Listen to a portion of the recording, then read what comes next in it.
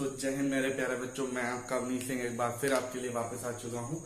जैसे कि आप सबको पता है कि हमारा चैप्टर चल रहा था एलसीएम और एचसीएफ, उसी को आगे बढ़ाते हैं मेरे प्यारे बच्चों। ठीक है, और ध्यान से समझिएगा, आज आपके लिए एक नया उसी एलसीएम एचसीएफ चैप्टर से रिलेटेड कुछ दो पॉइंट और दो मेथड जो अभी तक शायद आपने जूनियर क्लासेस में नहीं पढ़े होंगे, 5th 4th स्टैंडर्ड में स्कूल्स में ये सब लेवल नहीं पढ़ाया जाता, बट आप एक कॉम्पिटिटिव एग्जाम की तैयारी कर रहे हो तो उसके बिहार में आपको ये मेथड समझना बहुत जरूरी है और इससे रिलेटेड एलसीएम एचसीएफ के क्वेश्चन आते हैं। ठीक है मेरे प्यारे बच्चों, मेरे साथ बने रहिएगा, लास्ट तक पूरी वीडियो बताएंगे, फिर उसके बाद मैं आपको कुछ और इंपॉर्टेंट चीजें दूंगा। ठीक है, तो चलिए समझते हैं आज का हमारा पहला मेथड। ठीक है, मेथड है बेटा मेथड नंबर 3। ठीक है, और इसको लिखा है भिन्न, यानी भिन्न को इंग्लिश में क्या कहते हैं बेटा? भिन्नों को कहते हैं फ्रैक्शन।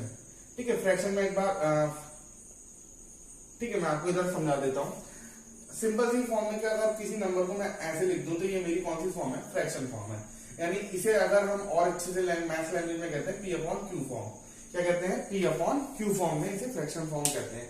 यानी जो अगर और हिंदी मीडियम वाले बच्चों के लिए मैं बताऊं तो बटे की फॉर्म में जो डिजिट लिखी होती है, जैसे 2/1, 4/3, 6/7, कुछ भी, मतलब जो भी बटे की ओवरऑल डिजिट हमारी लिखी होती है वो सब कौन सी होती है? फ्रैक्शन फॉर्म में। ठीक है, अब फ्रैक्शन फॉर्म में अगर कोई आपसे बोल दे कि भाई फ्रैक्शन फॉर्म में मुझे एलसीएम निकाल के दो, तो आप क्या करोगे? अब आप क्या होगे सर फ्रैक्शन फॉर्म में कैसे? मतलब मेरा कहने का मतलब ये है बेटा कि 20/2,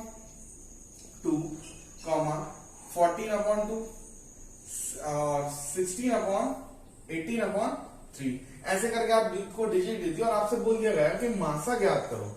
क्या ज्ञात करो? मासा। तो आप उस कंडीशन में क्या करोगे? आपको सामने मैं एक फॉर्मूला दिख रहा होगा। क्या करेंगे हम? इसका सिंपल सा एक फंडा है कि हम ऊपर वाले डिजिट्स का बेटा यहां दिख रहा होगा, क्या निकाल देंगे? मासा। ऊपर वाले डिजिट का क्या निकाल देंगे? मासा।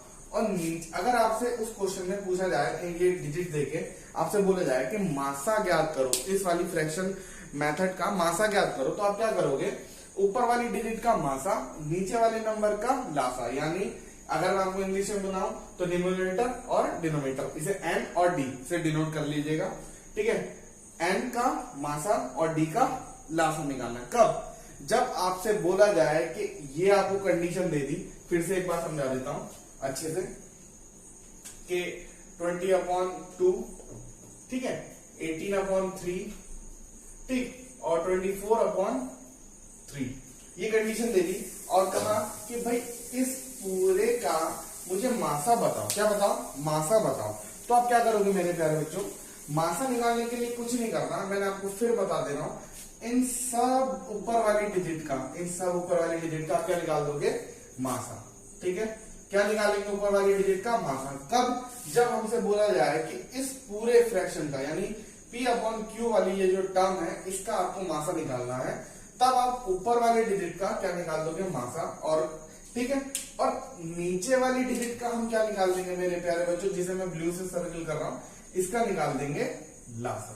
ठीक है, ऊपर वाले का मासा निकाल देंगे, नीचे वाले का लासा निकाल देंगे। कब? जब हमसे फ्रैक्शन फॉर्म की डिजिट दे दी जाए। फ्रैक्शन फॉर्म की डिजिट देने के बाद हमसे बोला जाए कि भाई इसका आपको मासा ज्ञात करना है। ठीक है, तो मासा ज्ञात करोगे आप इस मेथड से। ठीक, अब आप क्या हो सकता? चलिए मासा वाला तो समझ में आया, अगर मासा दे दिया तो हम ये मेथड लगा देंगे। वहीं अगर हमसे बोल दिया जाए कि लासा ज्ञात करना है, ठीक है, लासा ज्ञात करना, तो भी कुछ नहीं करना मेरे प्यारे बच्चों, ध्यान से देखिएगा, बहुत सिंपल है। जब आपसे बोला जाए 18/2, ठीक है, 27/3, ठीक है, 36/4 का आपको बोला जाए कि भाई इसका इस पूरे क्वेश्चन का फाइंड करना है आपको एलसीएम, यानी हिंदी में बोले तो लासा। ठीक है, तो आप क्या करोगे? तब हमें क्या करना है? बस हमें ऊपर वाली डिजिट का, अब हम क्या निकाल देंगे? अब ऊपर वाली डिजिट का निकाल देंगे लासा, यानी एलसीएम। क्या निकाल देंगे प्यारे बच्चों?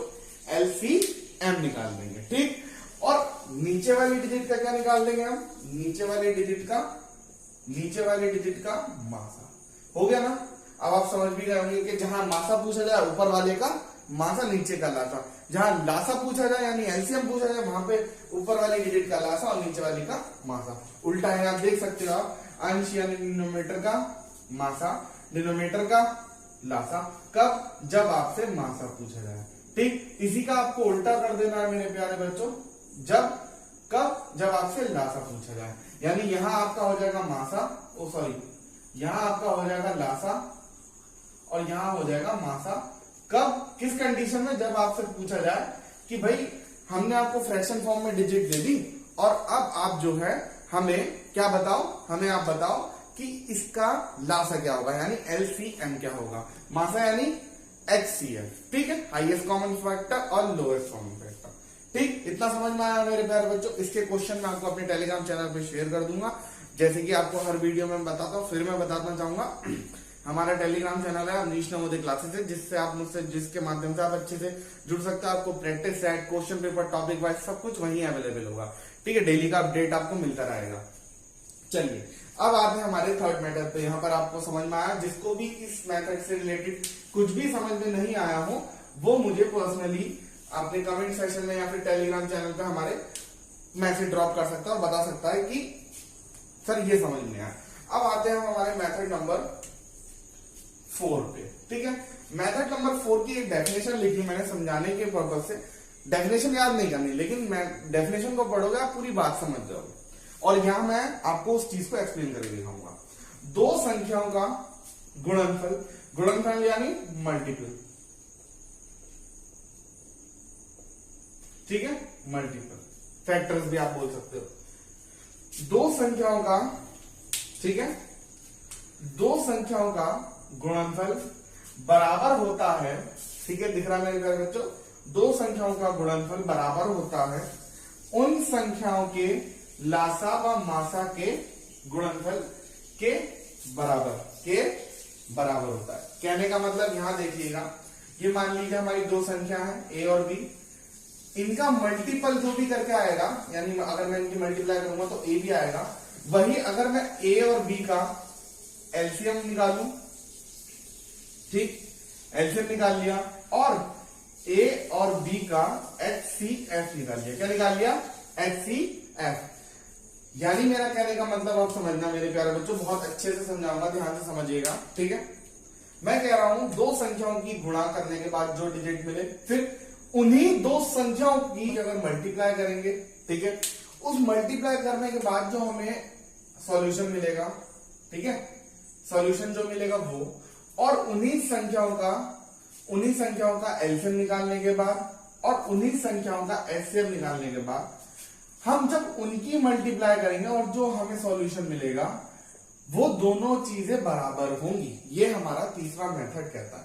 यानी किन्हीं दो संख्याओं की गुणा और उन्हीं दो संख्याओं का लासा और मासा की गुणा दोनों क्या होती हैं? इक्वल होती हैं। ठीक है मेरे प्यारे बच्चों, ये था हमारा मेथड इसको समझने का। ये दो मेथड थे एलसीएम एचसीएफ के। फिर अब मैं आपको बताऊंगा कि इससे रिलेटेड इंपॉर्टेंट क्वेश्चन कौन से होते हैं, कौन से नहीं होते। तो मेरे प्यारे बच्चों ध्यान दीजिएगा, सबसे इंपॉर्टेंट टॉपिक जो रहता है हमारा, एक तो इससे बहुत आपको क्वेश्चन मिल सकते हैं, ठीक है। एलसीएम एचसीएफ में मैं आपको बता देता हूं कि हमारे जो पैटर्न रहेंगे, मैं आपके सामने लिखने जा रहा हूं, जिनसे हमारे इंपॉर्टेंट क्वेश्चन हमें मिलने वाले हैं। ठीक है, मैं आपको हर बार बताता हूं और आपको इस बार ही बताऊंगा कि हमारे इंपॉर्टेंट टॉपिक कौन से रहेंगे एलसीएम एचसीएफ। ठीक है, तो ध्यान दीजिएगा, पहला टॉपिक जो हमारा रहेगा एलसीएम एचसीएफ का, सिंपल एक तो एलसीएम निकालना। अगर आपको देखो, पहली चीज आप ये अपने माइंड में सेट कर लो कि हर टॉपिक से सिंपल टॉपिक इसलिए होता है कि वो हमारा बेस क्लियर हो जाए उस टॉपिक से रिलेटेड। ठीक है, अगर मैं बात करूं कि एलसीएम एचसीएफ का बेस जो हमने पढ़ा छोटा मोटा क्या एलसीएम निकालने का मेथड, गुणनफल विधि से, भाग विधि से, वो हमें पता होना चाहिए। क्यों? क्योंकि हमें ये मेथड अगर नहीं पता होगा तो हम सॉल्यूशन ही नहीं कर पाएंगे।